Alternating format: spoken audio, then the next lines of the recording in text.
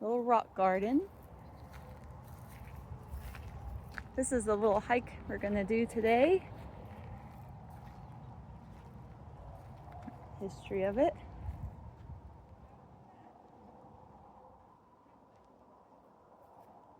Here we go. Gonna see if we can find any of the painted rocks or names that are carved from a long time ago.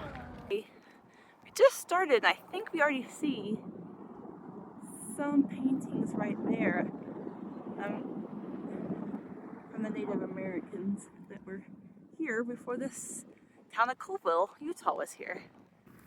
A little windy out, but this is gorgeous. Look at this view.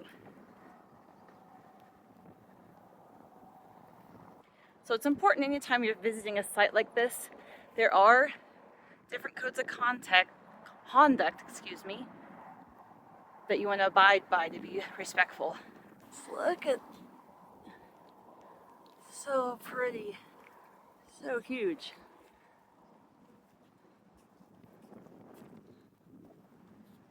See the pretty creek down below. The town of Coalville, Utah over there.